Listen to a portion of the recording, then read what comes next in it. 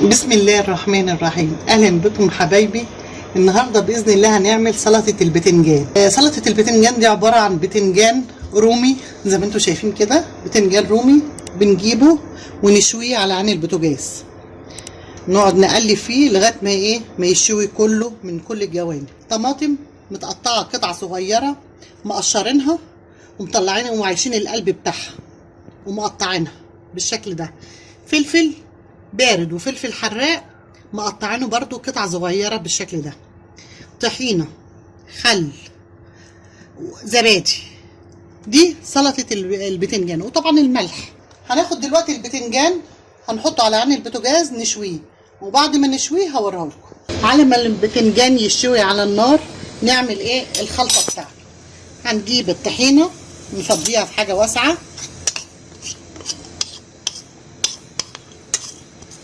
زي ما انتم شايفين كده حبايبي. عشان نخففها.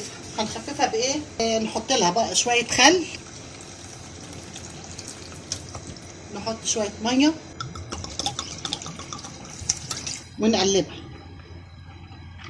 طبعا واحنا بنقلبها كده هنحس انها هتكلكع معانا. هندنينا نقلب بالشكل اللي انتم شايفينه ده كده.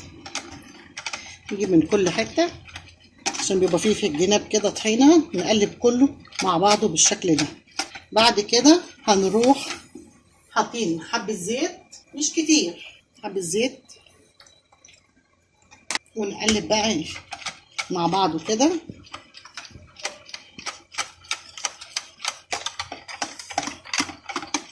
لغايه ما الزيت يختفي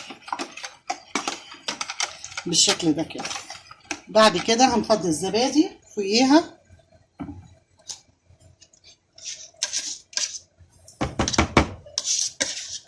الزبادي بالشكل ده كده، ونقلب برضو كله مع بعض بالمنظر ده كده. سلطة البتنجان دي خفيفة وطعمها جميل، تتاكل بالعيش وجنب اي اكل جنبيها نعملها، طعمها جميل جدا بالشكل اللي انتوا شايفينه ده. بعد كده هنحط شوية بودرة بصل عليها بالمنظر ده كده، شوية بودرة ثوم برضو بالشكل ده كده، شوية كمون، الملح برضو على حسب. نحط شوية الملح بالمنظر ده كده ونقلب الخليط. حطينا هنا بودرة ثوم، بودرة بصل، ملح، كمون، ونقلبه كله مع بعض بالمنظر ده كده. بعد كده هنحط الطماطم. طبعا زي ما قلت لكم مقطعه الطماطم قطع صغيره، قشرتها ورحت شايله القلب بتاعها وقطعتها بالمنظر ده كده. برضو هنحطها في قلب السلطه، في قلب الخليط اللي احنا عملناه بالشكل ده. برضو الفلفل بالمنظر ده، فلفل بارد على فلفل حراق، برضو هنحطه ونقلبه برضو بالشكل ده بالمنظر ده كده. يبقى كده الخليط بتاع البتنجان خلص. على ما البتنجان يشوي ونجيبه نقشره قدامكم ونعمله على الخليط. زي ما انتم شايفين يا حبايبي كده شوينا البتنجان. هنعمل هنروح ماسكينه ونقشرينه. طبعا جايبين شويه ميه جنبينا كده نبل ايدينا ونقشر البتنجان كده بالمنظر ده كده. نجيب طبق جنبنا نحط فيه القشر، هنروح بالين ايدينا ونقشر البتنجان بكده. ليه بقى؟ علشان احنا لما بنبل ايدينا كده بتتقشر معانا بسهوله بالشكل ده كده كده. ونروح مقشرين البتنجانه. طبعا البتنجانه سخنه اهي بالمنظر ده كده.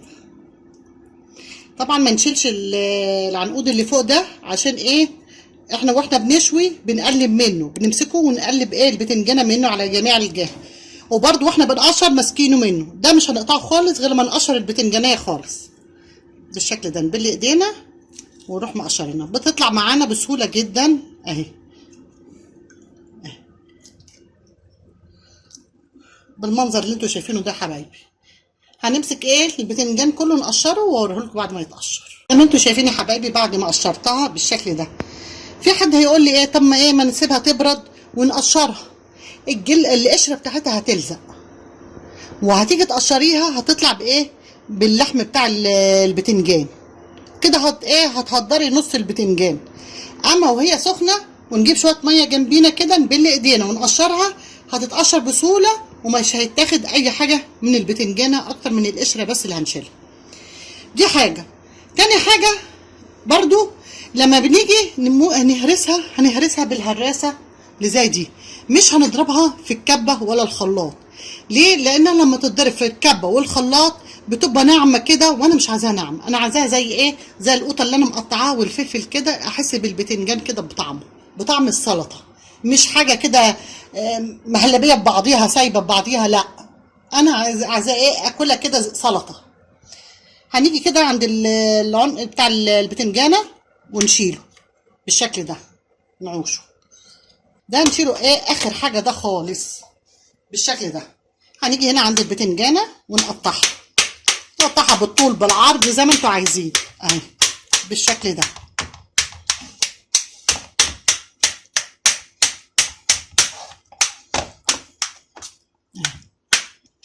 دي سلطه جميله لو انتوا مثلا شاويين فراخ لحمه اي حاجه، بتبقى السلطه بتنجان دي جميله جدا جنب الحاجات المشويات. لوحديها كده سهل برضو، جنب بطاطس شيبسي حاجات جنبيها برضو بتبقى جميله وخفيفه على المعده وحلوه، وما لا فيها زيوت ولا فيها اي حاجه، كله زي ما انتوا شايفينه كده. البتنجان مشوي والقوطه مقطعينها والفلفل مقطعينه والزبادي، طبعا انتوا عارفين الزبادي في اي اكل بيطري وجميل، والطحينه والخل بالشكل ده. تروحوا جايبين الهراسه كده وتهرسوها تنعم معاكم، ما يبقاش فيها اي حاجه اهي. اما لما بتتضرب في الخلاط صراحه ما بستطعمهاش، بحس كده انها سايله ببعضيها ملهاش اي طعم. اما زي ما احنا شايفين كده، لان احنا بنقول سلطه بتنجان، سلطه البتنجان لازم تكون متقطعه بالشكل اللي انتوا شايفينه ده يا حبايبي. هرسناها كلها اهي.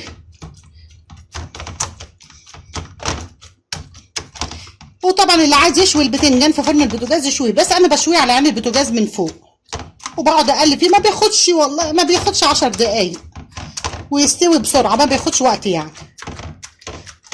اهي اتعملت في ثواني اهي، هرست في ثواني. نجيب الخلطه اللي احنا عملناها اهي زي ما انتوا شايفين الخلطه اللي احنا عاملينها اهي، ونحط البتنجان اهو بالشكل اللي انتوا شايفينه ده. مفيش اسهل من كده. ونروح مقلبينها كده، ندخل كله ببعضه المنظر ده كده.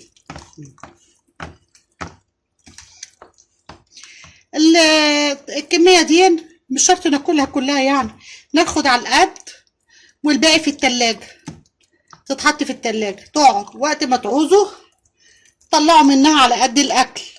في العلبه، علبه زي ما انا عاملاها كده، في علبه بلاستيك زي ما انا عاملاها كده، وحطوها وغطوها غطا حلوه بتاعها وحطوها في التلاجة وتطلعوها تاكلوا منها على الفطار، تاكلوا منها على الغداء على العشاء، خفيفه جدا وطعمها روعه بالشكل اللي انتوا شايفينه كده. وادي سلطه البتنجان خلصت بالشكل اللي انتوا شايفينه ده حبايبي، على طريقه مطبخ ماما بطه. بعد زي ما انتوا شايفينها كده بالطريقه دي، في النص كده نحط اي حاجه خضراء، شويه فلفل شويه بقدونس اي حاجه خضراء كده نحطها. ودي سلطه البتنجان على طريقه مطبخ ماما بطه. لو عجبكم اشتركوا في مطبخ ماما بطه، استنوني في فيديو جديد واعملوا لي لايك وشير، والسلام عليكم ورحمه الله وبركاته.